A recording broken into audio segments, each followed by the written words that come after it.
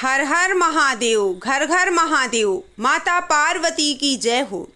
आज मैं आप लोगों को शिव चर्चा की बहुत ही दर्द भरी कहानी लेकर के आई हूँ। इस कहानी को पूरी ज़रूर सुनिएगा। पूरी कहानी सुनेंगे तो कुछ न कुछ ज्ञान अवश्य मिलेगा। आधी अधूरी कहानी छोड़कर शिव गुरु का अपमान बिल्कुल ना करें। कहानी शुरू करने से पहले आप लोगों से निवेदन है, चैनल को सब्सक्राइब जरूर कर लीजिए इसी प्रकार की शिव चर्चा की कहानियाँ सुनने के लिए। इस वीडियो को एक लाइक ज़रूर कर दीजिए। आप लोग वीडियोस तो देखते हैं लेकिन चैनल सब्सक्राइब नहीं करते हैं, तो प्लीज़ चैनल को सब्सक्राइब और वीडियो को लाइक ज़रूर कर दीजिए। आइए कहानी को शुरू करते हैं। एक राजा और एक रानी रहते थे। राजा रानी बहुत अच्छे थे, पूजा पाठ भी बहुत करते थे। वो दोनों इतने अच्छे थे कि सब पूरे नगर में बहुत ज़्यादा शोर था कि राजा रानी बहुत अच्छे हैं, बहुत सबकी सेवा करते हैं। कोई गरीब उनके दरवाजे पे आए तो कभी वापस नहीं जाता था खाली हाथ, उसको कुछ ना कुछ ज़रूर दिया करते थे। कई साल बीत गए, उनको कोई औलाद नहीं थी। रानी इसी चीज़ से दुखी रहा करती थी। राजा जताते नहीं थे, लेकिन रानी मन ही मन समझती थी कि राजा के मन में क्या दुविधा चल रही है। राजा हैं, अगर कोई औलाद नहीं होगी तो आगे राजपाट कौन संभालेगा। रानी ने एक दिन मन को मजबूत बनाकर राजा से कहने लगी कि देखो राजा साहब, हमारे कोई औलाद नहीं है, बे औलाद ज़िंदगी बदतर लगने लगती है, और फिर हमारे राजमहल में आगे का उत्तराधिकारी कौन रहेगा, कौन आगे राजपाट संभालेगा। ऐसा करो, मेरी छोटी बहन है, उससे तुम विवाह कर लो। बहन भी बनी रहेगी और बच्चा होगा तो वो मेरा भी रहेगा। राजा जो थे वो कुछ सोच विचार करके रानी की बात को मान लेते हैं। उनके छोटी बहन से राजा का विवाह हो जाता है।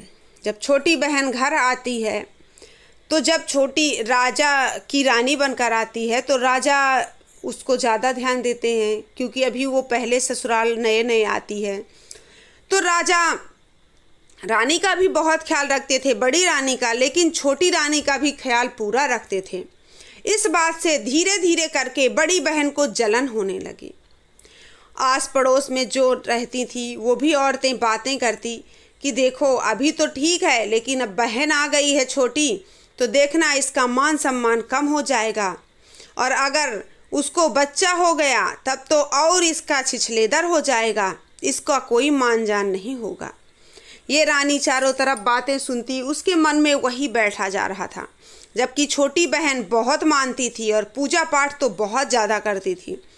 ये बड़ी रानी से कहीं ज़्यादा छोटी रानी पूजा पाठ में बहुत विश्वास करती थी।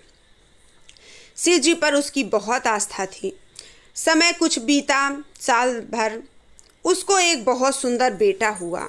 जब बेटा हुआ तो राजा की खुशी का अंत नहीं था। छोटी रानी भी बहुत खुश थी।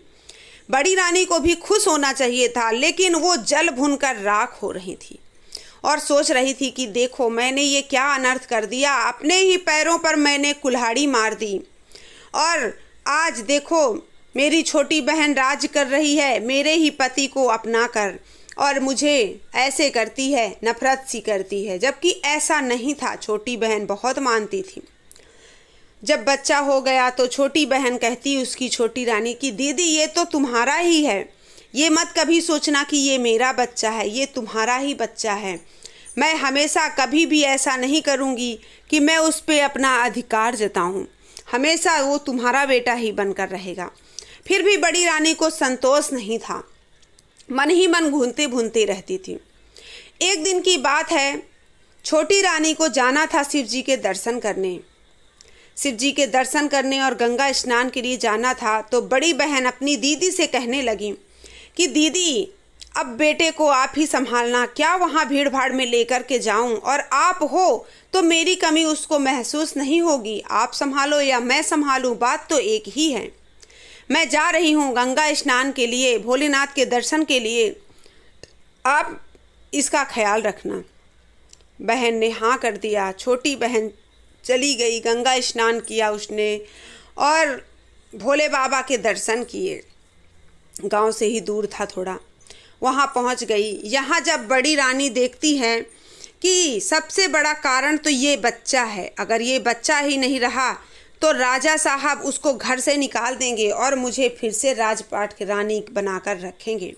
जबकि वो रानी थी ही, उसकी जलन गलत थी, वो फालतू में जलती थी अपनी बहन छोटी रानी से।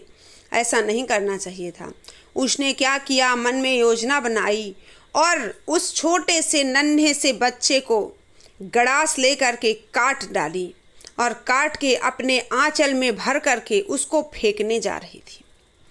उधर उसकी माँ भोलेनाथ के दर्शन कर रही थी, गंगा स्नान कर रही थी। इधर उसकी बड़ी माँ बोलो, मौसी बोलो, कुछ भी, और बहन भी थी छोटी की, वो उसको काट करके अपने ही आंचल में समेट करके जब फेंकने जाने लगी तो उससे खून बहने लगा। और वो खून गांव की गलियां होते हुए उसके पीछे पीछे बहुत सारे लोग चलने लगे कि आखिर ये बड़ी रानी ने किया क्या। पक्का इन्होंने बच्चे को मार डाला। बहुत लोग शोर शराबा करने लगे और कहने लगे तुम ये क्या ली हो आंचल में। अब वो तो डरने लगी, कहने लगी कुछ नहीं कुछ नहीं। भागती जा रही थी, खून पूरे जगह बहते हुए जा रहा था और सब लोग उसके पीछे पीछे चिल्लाते चिल्लाते जा रहे थे। वो चली जा रही थी। कुछ लोग दौड़ करके पहुँचे और छोटी रानी को ये संदेश देते हैं कि तुम्हारी बहन ने ही तुम्हारे बच्चे को मार डाला, तुम्हारे बच्चे की काल तुम्हारी बहन ही बन गई। वो किसी की बात नहीं सुनती है छोटी रानी। वो चुपचाप गंगा में स्नान कर रही थी, वहीं पे भोलेनाथ के दर्शन कर रही थी और चुपचाप किसी के पीछे नहीं भागी। सब देखकर हैरान थे कि ये कर क्या रही है। बस वो गंगा नदी में बीच में जाती है और गंगा मैया से प्रार्थना करती है कि हे गंगा मैया, अगर मेरी श्रद्धा, मेरी पूजा, मेरी भक्ति में जरा भी विश्वास आप करती हैं तो मुझे अपने अंदर समेट लीजिए। जब मेरा बेटा ही नहीं रहा तो मैं कैसे जीऊँगी, मुझे जीने का कोई अधिकार नहीं है। और मैं कैसे कह दूँ अपनी बहन को कि तुमने मेरा बेटा मार दिया, कैसे उसका सामना करूं, कैसे वो मुझसे सामना करेगी। पता नहीं उसके मन में ये क्यों पाप आया, मुझे आज तक नहीं समझ आया। मैंने कभी अपने बच्चे को उससे छीना नहीं और ना ही कभी उससे दूर करने की कोशिश करी। मैं तो हमेशा अपनी बहन का ही बच्चा समझती रही कि मेरा बेटा तो दीदी का बेटा है, लेकिन आज मेरी बहन ने ही मेरे बेटे को मार दिया। अब मैं उसके सामने कभी नहीं जाऊंगी। हे शिव जी, मुझे इसी गंगा में डुबो दीजिए, मैं यहीं मरूंगी। वो डुबकी लगाने लगी। शिव जी तो अंतर्यामी हैं, अपने भक्तों को ऐसा कैसे करेंगे। जैसे ही वो डुबकी लगाती है कि उसका बच्चा उसके गोद में आ जाता है, वो ऊपर उठती है और अपने बच्चे को देखकर खुशी के मारे फूला नहीं समाती है और भागती गंगा मैया से बाहर आकर के शिव जी के पास जा कर के रोने लगती है कि हे शिव जी, ये आपने तो चमत्कार कर दिया। मेरा बेटा तो मेरे पास था भी नहीं। किसी ने कहा कि मेरी बहन ने ही मेरे बेटे को मार दिया, तो मुझे भी लगता है कि सच में उसने मार दिया होगा। तभी तो आज गंगा मैया ने मेरे बेटे को लौटा दिया, भोले बाबा ने मेरे बेटे को लौटा दिया। मैं धन्य हो गई। आज मैं समझ गई कि भक्ति से बड़ी कोई ताकत नहीं है, भक्ति में बहुत शक्ति होती है। आज भोले बाबा ने मेरे बेटे को लौटाकर ये सिद्ध कर दिया।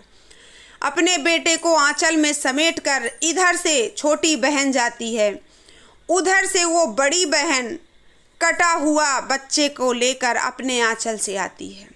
दोनों का मिलन बीच में होता है तो बड़ी बहन का सिर जो था वो शर्म से झुक जाता है और अपने छोटी बहन के पैरों में गिर कर के माफ़ी मांगने लगती है और कहती है, बहन पता नहीं मुझे क्या हो गया था, मुझे पता नहीं, कुछ समझ में नहीं आ रहा था और मैं ही तुम्हारे बच्चे की काल बन गई।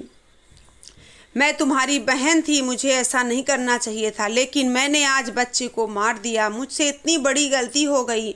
अब मैं जीना नहीं चाहती, मैं जा रही हूँ, उसी गंगा जी में डुबकी लगाकर अपने प्राण त्याग दूंगी। छोटी बहन मुस्कुराती है और कहती है, दीदी कोई बात नहीं, शिव जी ने मुझे मेरा बेटा वापस दे दिया, गंगा मैया ने मेरा बेटा मुझे वापस दे दिया है। अब आपको पश्चाताप करने की कोई ज़रूरत नहीं है। चलिए घर, मैंने आपको कभी दोषी समझा ही नहीं। जो करता है ऊपर वाला करता है। अगर आपके मन में भेदभाव डाला, आपके मन में पाप डाला, तो वो ऊपर वाले ने ही डाला होगा। हो सकता है हम अपनी भक्ति जगाने के लिए हमारे अंदर ऐसा इंसान के अंदर भर देते हैं। कहते हैं जो होता है सब ऊपर वाला ही करता है। अगर अच्छा होता है तो कहते हैं सब भगवान का किया धरा है, और अगर कोई बुरा कर दे तो कहते हैं इसके पाप हैं। तो ऐसा नहीं करना चाहिए। शिव जी मेरी बड़ी दीदी को भी माफ़ कर दीजिए और बस हमारी ज़िंदगी हंसी खुशी बीते, हम यही प्रार्थना करते हैं। भगवान भोलेनाथ भी माफ़ कर देते हैं। जब देखते हैं कि उसकी बहन ही उसको माफ़ी दिलवा रही है तो भगवान भोलेनाथ कहते हैं फिर गुनाह करने से माफ़ करने वाला ही बड़ा होता है, माफ़ कर देते हैं। फिर वो जाती है, बात राजा तक आती है, लेकिन छोटी रानी के कहने पर राजा बड़ी रानी को कुछ नहीं कहते हैं, उसकी परेशानियों को समझते हैं। लेकिन ये भक्ति थी जो भोलेनाथ ने बच्चा वापस कर दिया। नहीं, बहन ने तो अनर्थ ही कर डाला था, बच्चे को मार दिया था। मरा हुआ बच्चा भला कैसे वापस आता। सब शिव गुरु की कृपा है। बोलिए हर हर महादेव, घर घर महादेव, माता पार्वती की जय हो।